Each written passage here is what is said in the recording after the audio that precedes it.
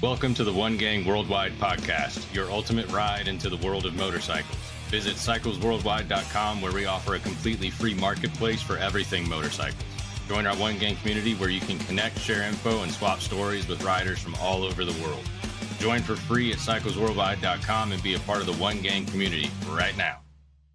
On today's episode of the One Gang Worldwide podcast, we're venturing into the workshop of one of the most innovative minds in the motorcycle industry, Adam K. from Untitled Motorcycles. Adam's celebrated for transforming standard bikes into unique custom works of art.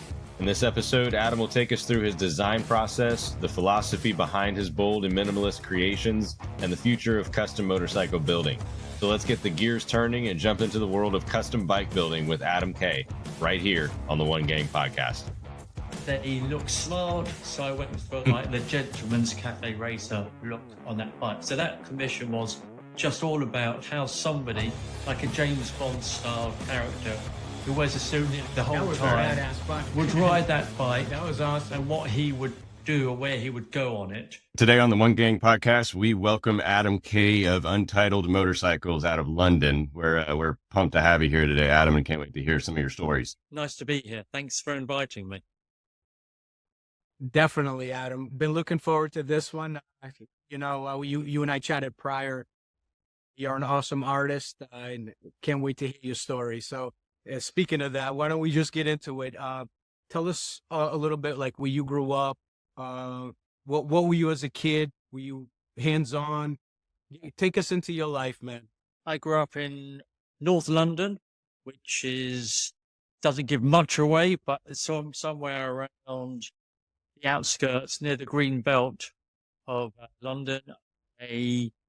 My background, just a suburban background, really, riding bikes, staying out late till the sun set. Then I was allowed home. Then just came home. Never really had a time limit on. In the summer holidays, 9:30 gets dark. You come home that sort of time. I like making little model aeroplanes and kits.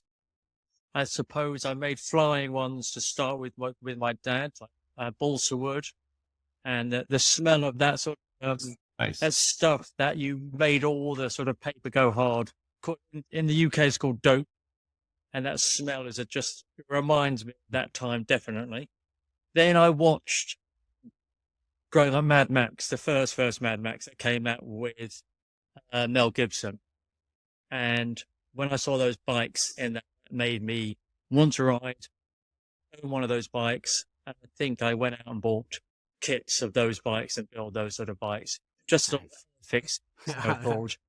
So I loved always doing that sort of stuff as a kid. My dad was really into building things and making stuff. He made a few sort of wooden boats, not very big ones. What did he do for a living? Ones that he could do in a garage and stuff like that. He was an engineer and worked in a factory. He had his own factory making, I suppose, leather bike jackets and leather jackets and that sort of stuff. And so he sort of showed me a few bits and pieces, but it was nothing major doing that sort of. And then, I suppose the kits were something I really loved doing. Were you a car guy, a motorcycle guy out of the gate? I was. What was your thing? What were you into? When I was 17, that's when you can learn to drive. So I drove before getting a bike. I drove a thing called a Vauxhall Chevette, which looked like a bit like a squashed American sort of, what do you call those cars? Like a Trans Am type thing, but really nothing like a Trans Am at all. And I went out to, maybe it was Canada, and I came back with a massive Golden Eagle sticker for a car and put it on the front bonnet.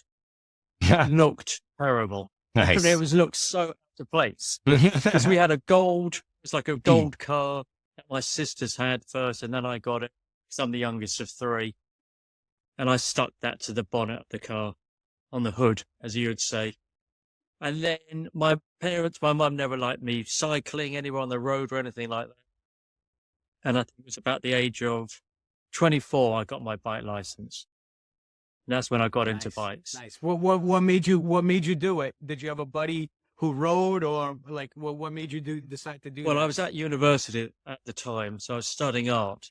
at the time, and a friend there, he wanted to learn to ride, and I just split up with a girl that hated motorbikes, so that I think that was a way of getting back at her after we split up to go and ride and do something she didn't want me to do.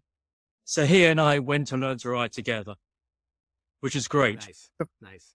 So speaking of art, being at uni for art, you obviously had interest in art. Now, what's the story from going from that to full on motorcycles? I suppose what happened, I worked in fashion for a number of years before going back to university. I worked about 7 years in the fashion industry in sort of the production side of stuff, not the sort of designing side.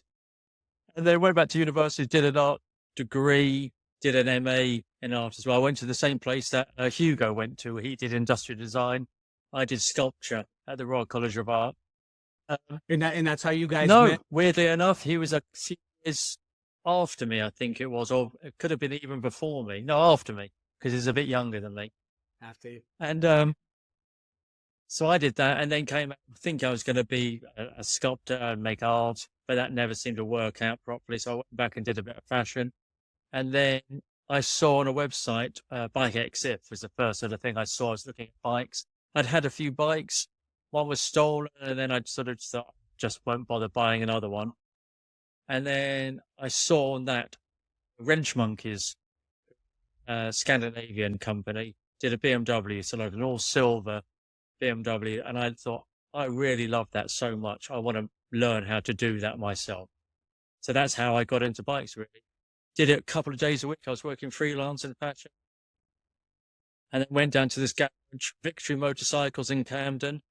And he had Victory as his name before Victory, the American company. Got that name, and he gets phone calls all the time asking him, is he Victory Motorcycles? Does he have anything to do with it? He has nothing to do with that brand at all. I went to him, and over one winter, he helped me build my first custom motorbike. That's how it all started. And then from there, I did like a blog, a Facebook page, all sorts of stuff related to it, showing people how I was doing it, how it worked, designing it. Good for you. And then from that, then we built two more bikes that from scratch, and nothing to do with my bike. We went and bought two other BMWs and did those two. Hey, Adam, let me ask you a question. Just a quick question on, was there a bike that BMW was the bike that truly influenced you? Like, where you fell in love with motorcycles? When you saw that, you were like, man, this is... I fell in love with motorcycles before that. I wanted one ever since I was about 10 or 12, something like that. Do you remember the bike? It was a Kawasaki from, I think it was one of the Kawasaki's from Max. Like a really beaten up, scrappy thing. They had a sort of mini fairing on it. They rode them like 26. They crashed them. It just looked super cool to me. I've seen that film since, and it's one of the slowest, most boring films you could ever. I know. The action doesn't happen at all to the last 5 minutes. Nothing really happens in that film at all now. It's a very weird film, looking back at it. But I just remember it being amazing and the bikes being amazing. I think that's what made me fall in love with bikes. So the BMW, for sure. So I saw that one on Exit, and I looked at it and I thought, I really love that. That's cool. Hey, how did you guys come up with Untitled Motorcycles? Well, but because I was studied art, and a lot of artists have the name Untitled number 1, 2, 3 on their canvases or sculpture, I thought that was because I came from that world and went into bikes. I thought that was a good way, just linking the two things together. And then we took off the badges off the bike. So the BMW on the tank has the roundel with the badge on it. And then every bike that we did, we took those badges off it. So it became, even though it's really obvious that it's a BMW, to me, a lot of people didn't know what the hell it was because there was no badge on it. Right. Wow, that's crazy. So, Untitled is located in London and San Francisco, right? You guys have two, basically. I know Hugo had moved to the U.S. out to San Fran. What did you guys decide to do as far as the business? Like, came in, Hugo, and worked on one BMW project. It's just started. So he is an industrial designer, but didn't know how we worked here. So he came in for 3 months before he moved to the States. He just wanted to and see what we were up to. He had some time. So he came in every day. We worked on one bike together, designing it and cleaning bits up off an old bike that had been in a barn. So he did all of that. And then he said he's moving to the States. So I said, do you want to take the name with you? Because it'd be great to be international. And he wanted to do something like that. So then I said, we've got a following already. People know who we are. It will make it easier for him to have a name behind him that he can then use to say, I've built this, or get in touch with companies to sort of them give him a project to do really easily. So that's how it happened. So they've got the same name, but they're totally separate company. He does his own projects and we do our own projects here. But we talk every. So what about still stay in touch? Yeah, we talk. Obviously. So tell us about your first commission build. So how did the customer find you? What's the story behind that and the whole process, how you came up with the design and so on and so forth? The first commission build was a simple one because they must have seen our 2 project bikes that we did that we made for a show, custom bike show in Alexandra Palace. And weirdly enough, we were in Camden at the time, and now my workshop is 2 minutes drive from Alexandra Palace. They have this big area where they used to do race bikes and all sorts of sort of events there where they'd show race bikes and they show custom bikes. And they had a custom bike show there. And because I'd put it on Facebook and all sorts of stuff saying we were there, a guy called Mark contacted us, and he had an old BMW, wanted us to custom, rather than him buy one of those 2, he had his own bike, came to us to do something similar to what we had done with those other 2 bikes. So changed the subframe, changed the headlight, the handlebars, the switch gear, take the wheels off, make them black rather than like the chrome versions they were, because they're spoke wheels, black them out, make a shorter subframe as well, louder, stockier exhaust silencers on that, and just make it an all-around sort of less plastic version of what BMW do. And that bike became quite famous because he took it to Wheels and Waves. It was in a few photo shoots with a few different people. He rode it all over Europe. So it was a very cool bike to be associated with. That's cool. It's cool. And it's nice for your first commission build not to have 8,000 requests from the customer and to kind of ease into it. It was and he was an easy customer to work with as well. Very nice guy. That's awesome, man. That is cool. Because your bikes are known for like distinctive style, individuality. So, how do you normally approach your designs? Like when you are, like, say somebody comes to you for a commission or you're looking to build your own type of a motorcycle. What goes into that for you? Do you do it on the computer first? Do you do it drawings? Like, take us through your process. Well, it's very led by what the customer wants to use the bike for. So I like to know why they're wanting to do it. Are they going to ride it every day? Is it a weekend bike? Do they understand anything about how to look after a bike if it's an older bike like BMW? Do they want to learn to look after it? All those sorts of different things I want to know. Are they taking 2? Is it a Pitman or is it just a single seat bike? Do they want power? Do they want style? Or do they want ease of braking? All those sorts of things. So they say they come in with a stock WR80 from the 80s. We would then say to them, show us a few images of other sort of things that they like, architecture, a painting, something, a piece of sculpture that sort of inspires them that they might want to do something with. Or even they could be a race bike, it could be a car, something that gives them some sort of inspiration that they aspire to. And when I get that, then we talk backwards and forwards about different color schemes, why they want certain things on the bike, and maybe I'll direct them into like saying, don't do that. Do you really want a suede seat when you live in Britain? it rains a lot, that's gonna soak up a lot of water. So sort of little details like that. That's funny. They're not living in California when Important it's sunny details. most of the time. You'd want something maybe That's funny. in vinyl or leather that will repel the water. A suede seat's going to be one of the worst things. So we have that idea. Then I take a bog standard sketch of a classic BMW and I'll draw over the top of that and do little details of that and hand draw. Then I might do a bit of Photoshop as well and send that to the customer and say, is this something that you think is what is in your head? Right. And then we go backwards and forwards with that.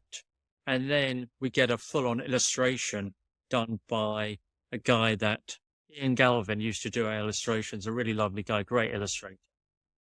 And then I'd show that to the customer, and then I'd draw over the top of Ian's drawing different details that I think would work better.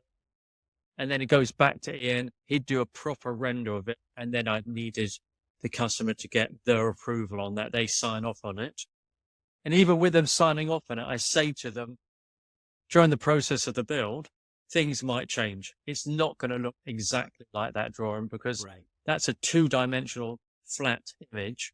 When I start doing stuff in the metal, things are going to be not very different, but they will be different. And I might come up with another idea whilst I'm actually working on it. And then I'll take a photograph of that and send that to them and say, this I think works better than the original idea. How many revisions do you get on average, do you think, in that mock-up process? It could be quite a lot. It depends. I mean, I try to make as less as possible because I like to think I know what I'm doing now. Maybe at the beginning, there'd be quite a lot of revisions. It could be up to 10 revisions on that sort of thing. But now maybe it's 3 or 4 tops. Nice. That's awesome. Not bad. When they come to you for the builds, right? As far as commissioning the builds, have you had some weird requests? Like, do you have a comfort zone more in like English bikes, German bikes, or like have you had any offers to do any American bikes, out in the UK? Like, give us a little bit of some of the things that were asked that maybe challenged you, that type of There's stuff. been a few weird requests to do stuff, but they've never come through because when I say to them, we can do it, that's not a problem. But I don't tell them if I don't like the idea that they're doing that it's not going to get publicized on our website. Because it's not part of what we do. It would be something that would just be done for them and as a private thing. So then and I tell them that that's what we're going to do because it isn't, I don't want to be doing that and then taking away from the ethos of what we do. But that's actually never happened because by the time I discuss what they want and how they want it and that whether we can do it or not, it's either they don't have the money to do it or I suddenly go, I actually don't want to do it. It's just too complicated. It's too difficult. Right. You're asking stuff of me that just isn't really possible. Your design isn't actually going to work. Right. So that I just say, I'm not going to do it.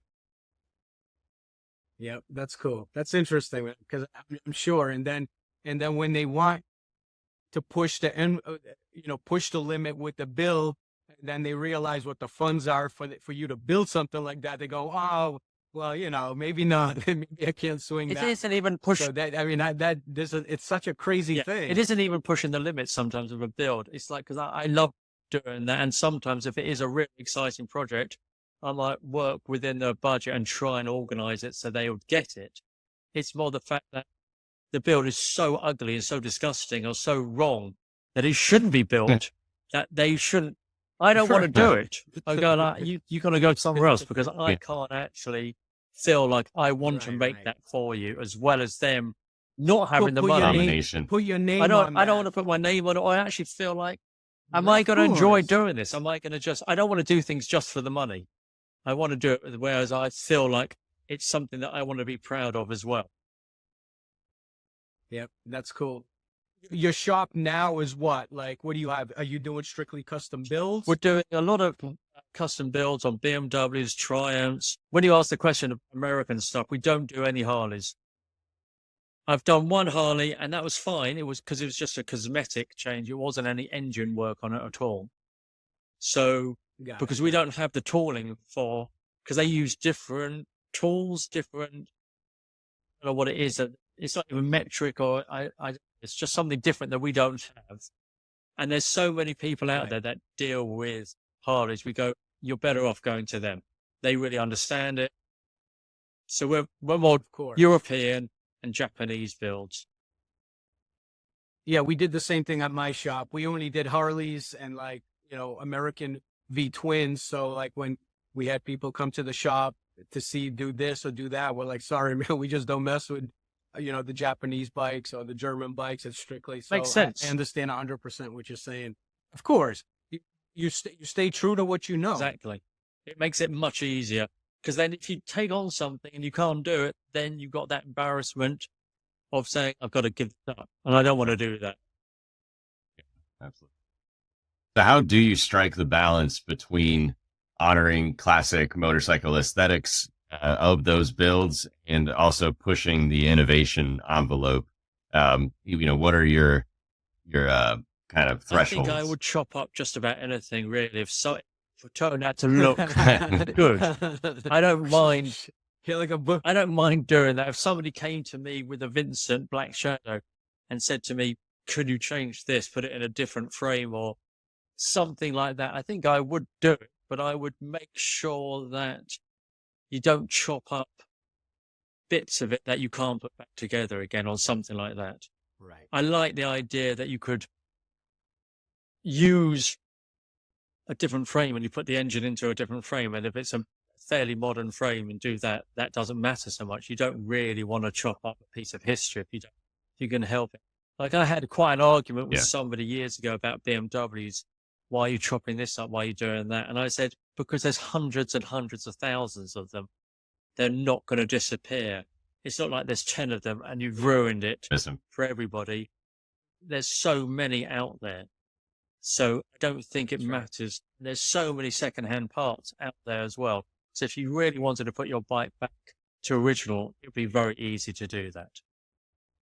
So I think that's the way you've got to think about it. It's like, if you've got hundreds of thousands of one bike, it doesn't matter if you chop it up a bit. Yeah, for sure.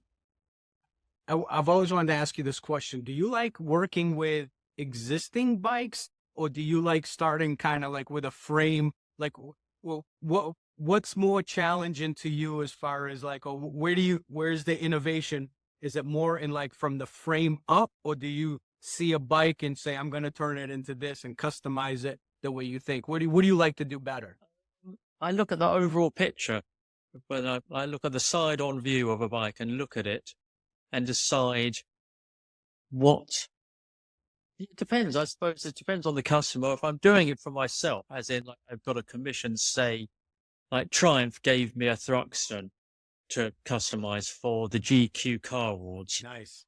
And I looked at the bike and I thought that bike, for that budget and the amount of time I had, because I had a very limited amount of time and a limited budget on it, what could I do with it? And GQ Custom, I thought they wear suits. They look smart. So I went for like the gentleman's cafe racer look on that bike. So that commission was just all about how somebody, like a James Bond style character who wears a suit nearly the whole time, a badass bike. would ride that bike. That was awesome. And what he would do or where he would go on it. And so that's why I had the leather bags at the back. I changed it to like a little racy with the headlight being mounted onto the frame rather than to the handlebars. I just made it sleeker. That was the idea behind it. And it was a quick build, and I wanted to black out a lot of stuff. It had gold forks. I thought if I'm going to do a James Bond style thing, it's going to be blacked out as much as possible. And so the wheels became black, the swing arm became black, the front forks were changed, the top yoke and everything like that was black out. And then it had a leather sort of gentleman's club seat style seat on it as well. So those sorts of things I went for. You need those. What was that? You need those bags on it too. So he's got a spot for his Walter PPK with the silencer. You got to make sure you have the right dimensions. All those sorts of things. and the martini, shaken, not Yeah. stirred. So Yeah. both. Yeah. Gotta have them both. So that's Hey, so you've collaborated with some pretty big companies, right? I mean, you had companies like what? Ducati, Triumph, Yamaha. They've reached out to you. I I mean, think give us a little scoop on well, that. BMW, and I've done BMW and Triumph here. Hugo's done Moto Guzzi, Zero, and Ducati. The scoop on the Triumph, Nice. they just came to me and asked me to build this bike for them. I think it's because I have good relationships with different people all over the industry, and they know that I've been doing this for quite a long time now. So that's why they came to it. Then BMW came out with the R18 concept bike and asked me to customize something for them. And they were showing it at Goodwood Festival of Speed a few years ago. So that bike, when you look at that bike, you say, how do I work? I looked at a few other people who'd done that bike and what they've done to it. And they were all making really drag bikes that sort of made it very low. That's the one with the seat, right? With the tall Yes. seat in the back where it goes up high and it's got that fairing.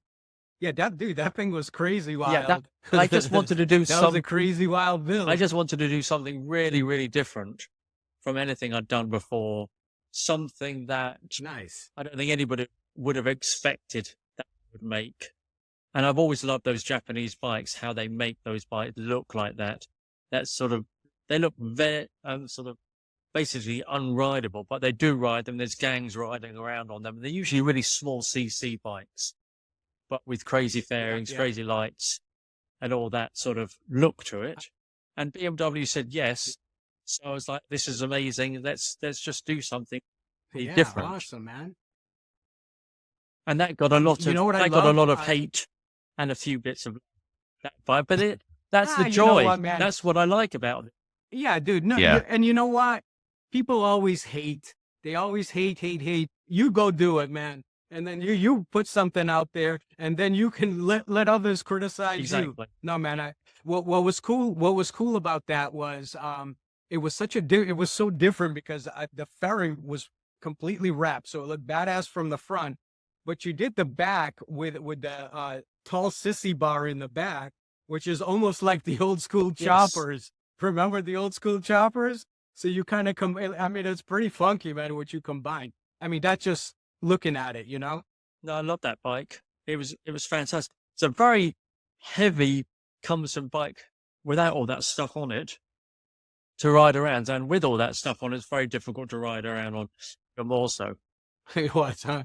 Wow, that's crazy. Were you able to test ride it pretty well? I mean, were you able to get it to some good speeds? No, I didn't test ride at all because the after a while when we took the tank off another time, there was something broke the fuel line from the tank to the engine snapped, and then BMW said, "Don't worry about it, we'll sort that out." And I've never seen the bike since, so I don't know what's happened to it. Gotcha. So what do you see in? Oh, sorry. Oh, go ahead, sir. What do you see in as far as some of the newer bikes?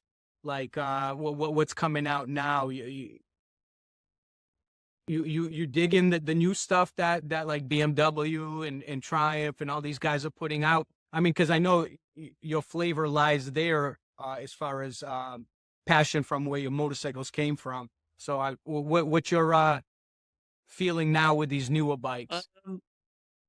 I think everything looks quite similar at the moment. There isn't anybody doing anything really amazing apart. I do like the BMW little electric bikes that they're doing. They're sort of the CE ones. They've just brought out there. I think they call it the Parkour. That one, which is a city bike. I think that looks different. And I think that would be fun to ride around in a city on that. But it is way too expensive for what it actually is. And I think it's about £1,000, something like that. But that does look a very cool bike. I'd like to have a go on one of those.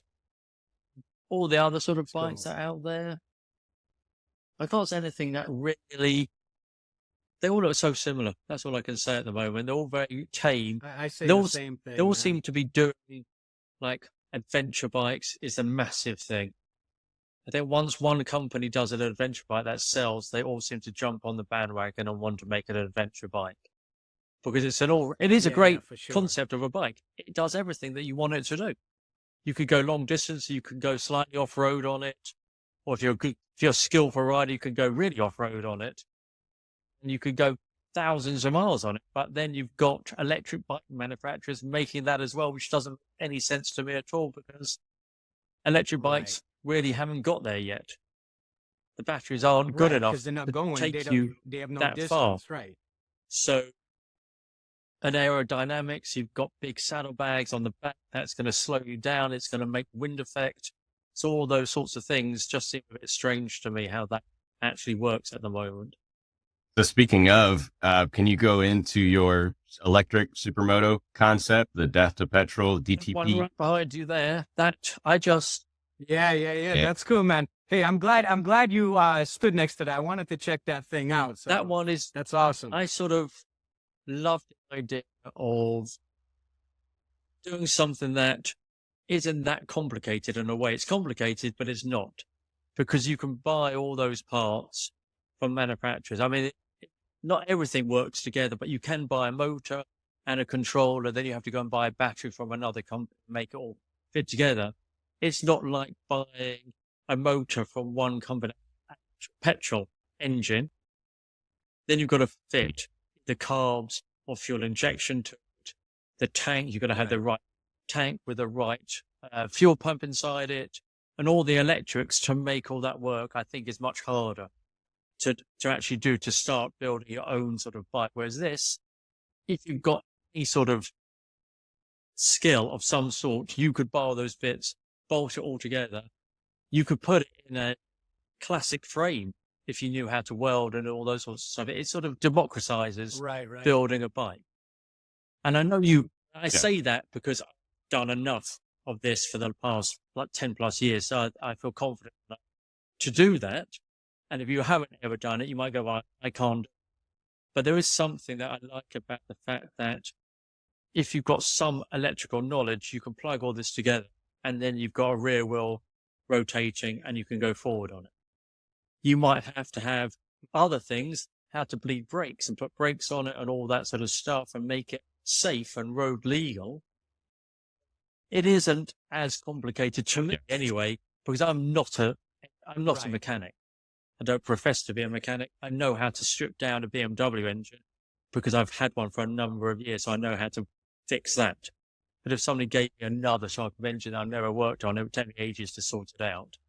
And I'd usually just get my business partner, Rex, to help me do that because he's the mechanic of the two of us. He's the mechanic. All but right. This, you could bolt that together and get it. Like people go out and buy kits for bicycles and they put all onto the, but they take out the rear wheel, put a hub wheel in it, wire, and off they go. They've got an electric bicycle. Right.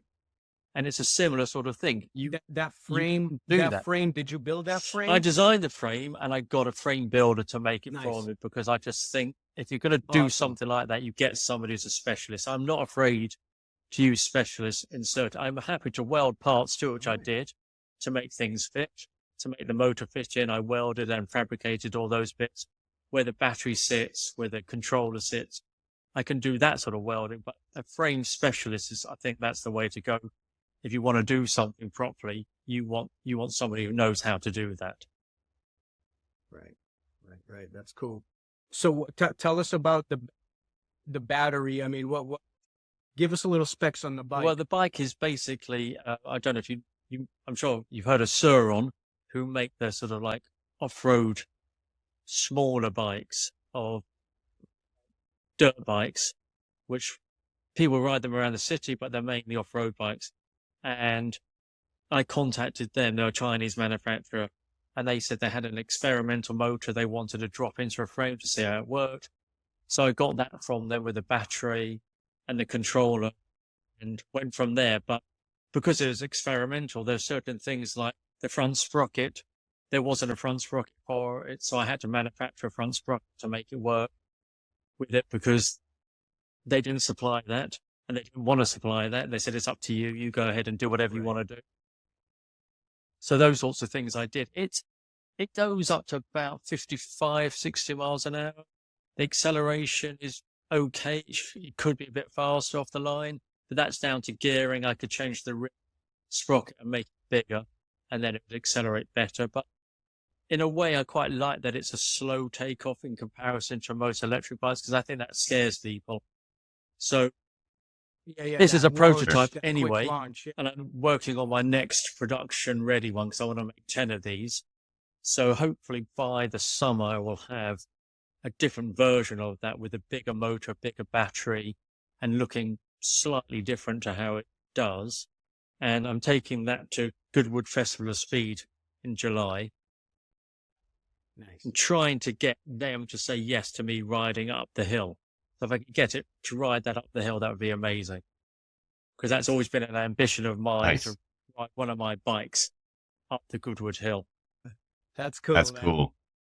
What about the interface, like talking about changing up gearing and fiddling with the settings? What does that look like? Do you have like an out of the box interface that you can work within, or is this like a hard coded the actual controller can do a lot. You can actually hack into that, and you can change the battery from, like, I think this is a 48 volt battery, just 72 volt battery, so that gives you more power. And the motor on that would be able to take it. But then just a simple thing is size of wheels, size of sprocket, size of rear sprocket. You can change things just for those three things to make it go a higher top speed or lower top speed for faster acceleration. And because this is just a town bike, I don't need a high top speed.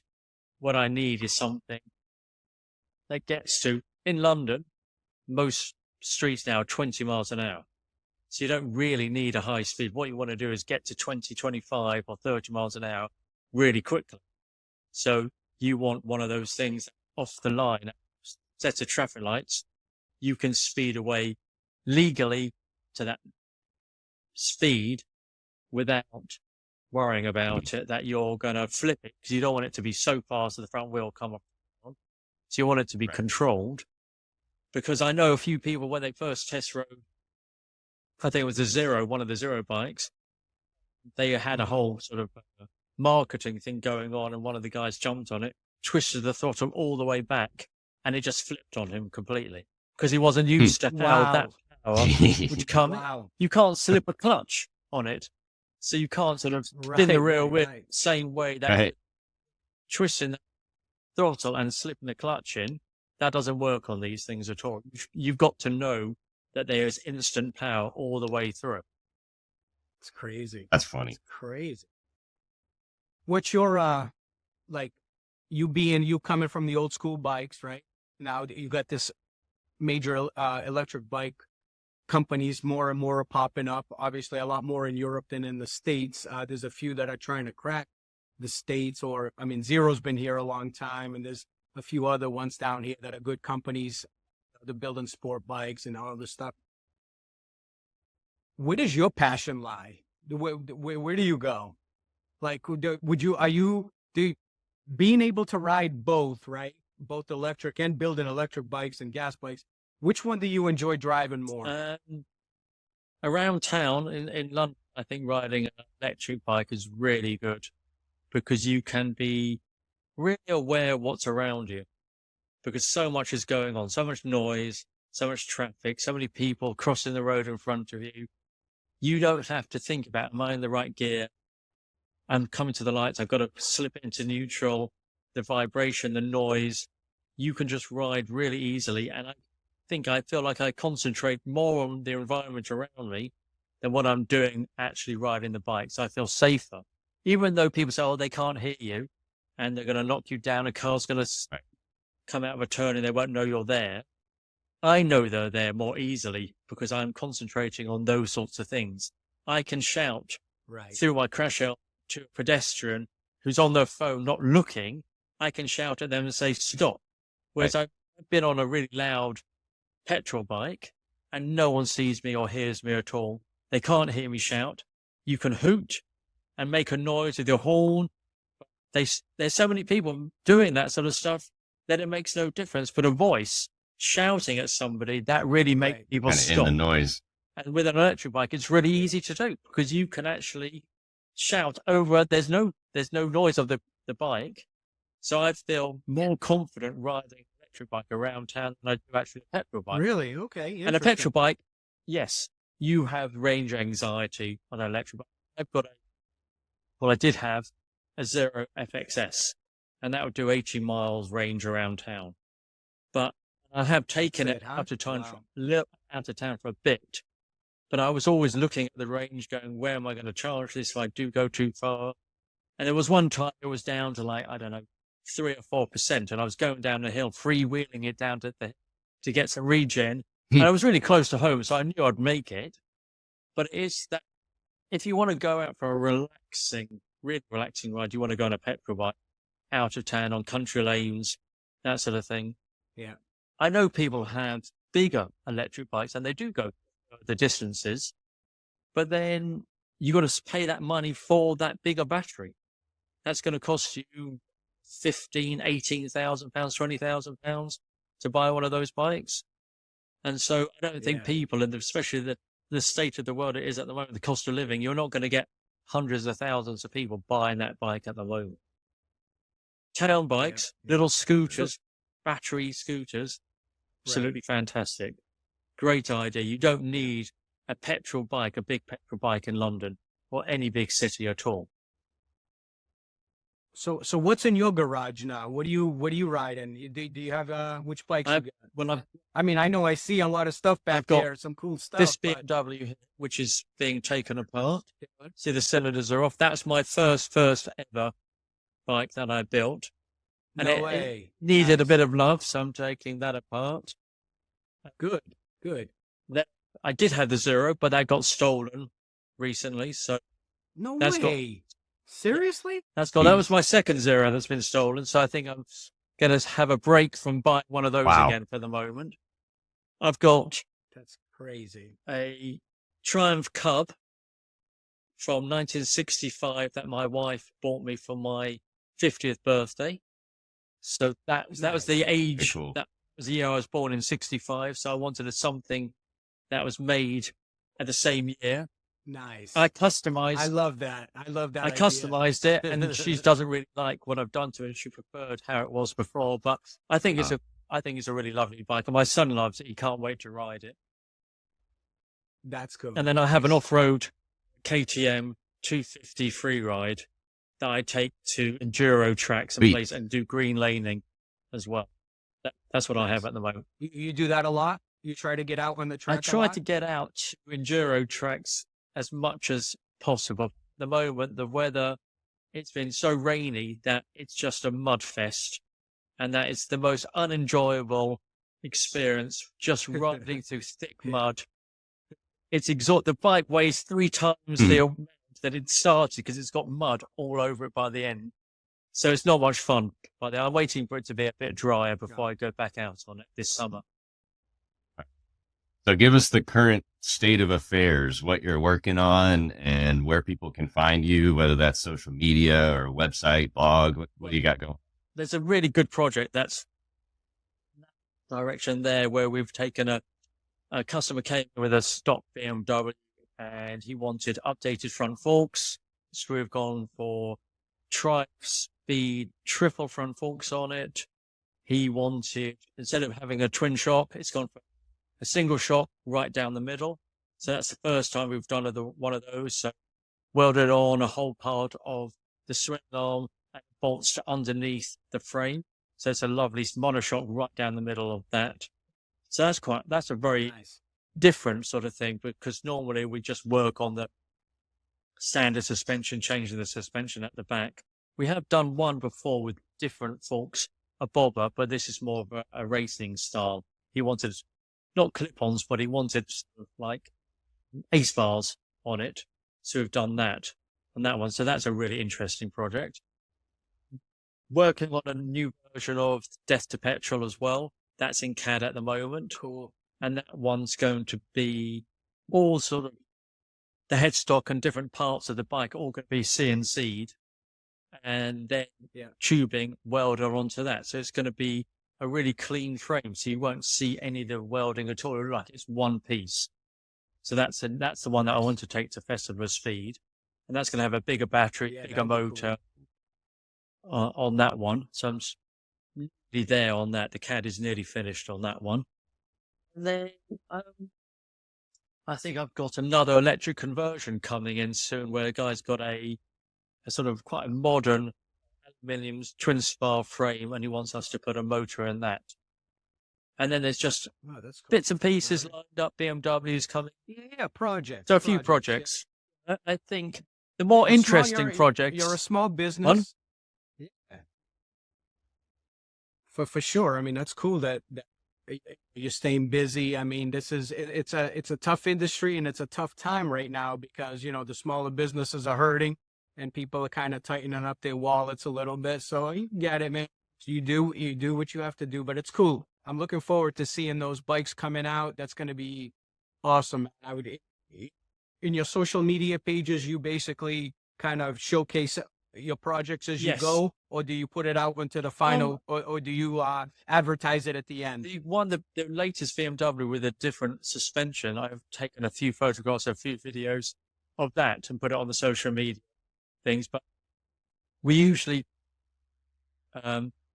get a professional photographer to come in and then take really good photographs and then put it out there to show, because you can show the build as it goes, but it doesn't really show how it's really going to look until No, of course, you do that. of course. Also, of I forgot course. another bike that I've just been working for about 3 years now.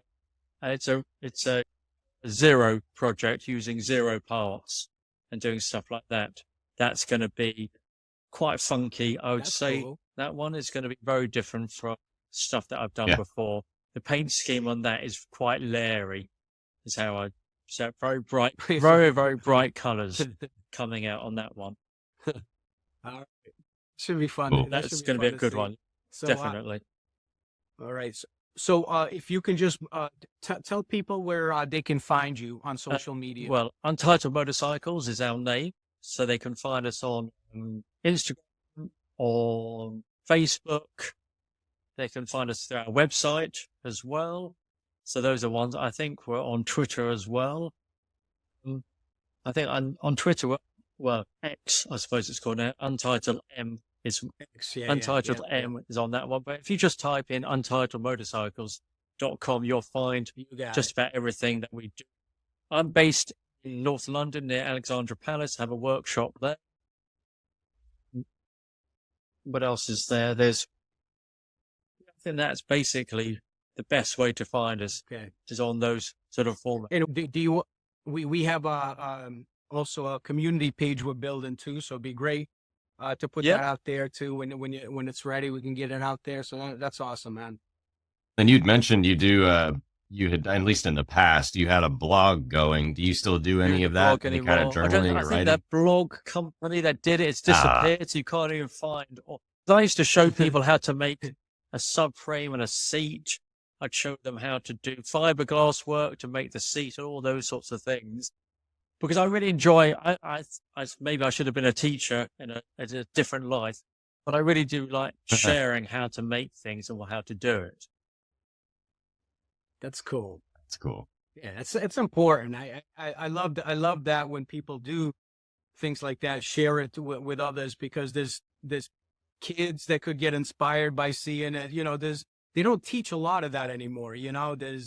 Everything is so computer driven that majority of the kids, they go, so less and less are using their hands for, do you know the book? Electrical, plumbing, carpentry. There's a book called Shopcraft, Soulcraft, I think it's called.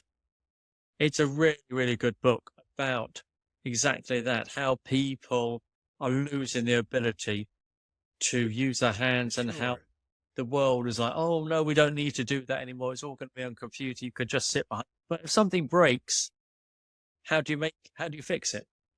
You buy something from another country, and it gets imported into your country, and it breaks, and it's just thrown away then. And this guy I think he worked in a big office, and then he started getting into motor. He was always into mechanics, and then he set up his own shop repairing motorbikes. And he wrote a book all about how his journey from what he did to then where he was. That's and cool. It's a really interesting take on that. And What's the name of the I book think again? it's called Shop I'm gonna write it down. Shopcraft as Soulcraft, something like that. Okay. And it might be called something different in the States, but it's a very, very good book talking. All right, I'll that check it sort of out. stuff. I'll check it out. And what's interesting about that is that I Awesome. work with Rex, who's 5 years older than me, and we met.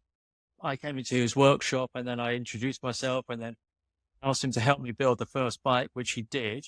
And then we discovered we went to the same school. I had no idea. Went to the same school as him, but 5 years different. And he said he had a whole engineering department when he was there, showing you how to make Wow. things in metal and how you did stuff.